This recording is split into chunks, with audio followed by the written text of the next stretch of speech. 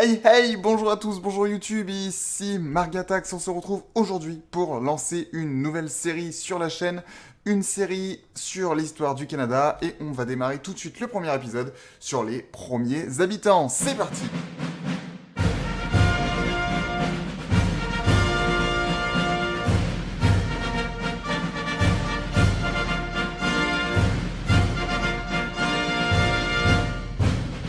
D'abord, un peu de géographie.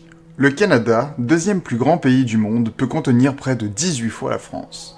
9 975 139 km² de territoire, 5 514 km d'est en ouest et plus de 31 700 lacs, le pays n'est pourtant que 38e en termes d'habitants.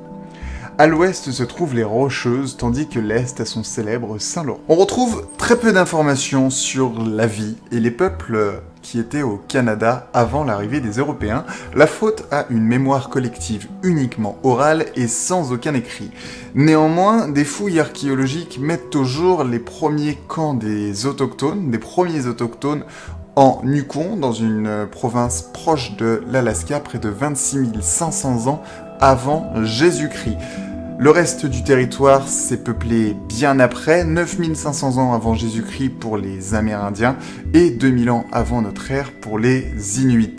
On estime que toutes ces populations viennent de Sibérie et ont traversé jusqu'à l'Alaska pour peupler le Canada et les États-Unis. 12 familles linguistiques réparties en une centaine de nations forment les 300 000 individus que comptent les Premières Nations. À l'est, Algonquins, Cris, Ouattais et autres tribus parlent la forme linguistique algonquienne. Séparés en petits groupes familiaux, ces tribus sont nomades et vivent de chasse, de pêche et de cueillette. Ils vivent près des cours d'eau et des zones de chasse.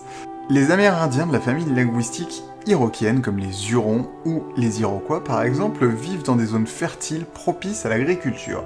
À la différence de leurs congénères, ces groupes sont beaucoup plus sédentaires et occupent des villages en bois qui peuvent regrouper jusqu'à 1500 individus. Les femmes s'occupent du travail du sol, tandis que les hommes sont pêcheurs, chasseurs, guerriers et commerçants. Au nord du pays, les Inuits vivent dans un environnement hostile, caractérisé par des hivers froids et rigoureux. Excellents chasseurs et pêcheurs, ils rivalisent d'ingéniosité pour survivre et vivre, et sont notamment les géniaux inventeurs des igloos et des nunchucks. Ces monolithes de pierre servent à se repérer dans le Grand Nord tout en laissant des vivres pour les chasseurs en expédition. À l'ouest des Grands Lacs, un autre mode de vie régit encore les Amérindiens. Qu'ils soient assimilés Sioux ou de langue algonquienne, ces peuplades vivent de la chasse au bison qui leur assure subsistance et matières premières pour couvrir les tipis. Groupe de 50 individus menés par un seul leader, les tribus se réunissent l'été pour quelques jours de festivités. Ces nomades profiteront de l'introduction du cheval au Mexique par les Espagnols vers 1730 pour en faire un compagnon de somme et de chasse. Auparavant, c'était des attelages de chiens qui étaient utilisés pour tirer des charges. De l'autre côté des Rocheuses, sur la côte du Pacifique, on trouve d'autres nations sédentaires avec un sens de la propriété et de la richesse qui ferait pâlir d'envie nos sociétés modernes. Ces tribus vivent surtout grâce à la pêche, notamment grâce au saumon du Pacifique.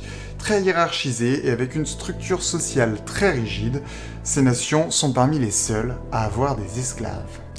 C'est finalement l'arrivée des Européens qui chamboulera ce bel équilibre entre les nations amérindiennes, d'abord par les Vikings vers les années 900, puis 5 siècles plus tard par les Français, et notamment Jacques Cartier. Les nations indiennes vont être confrontées à un grand chamboulement.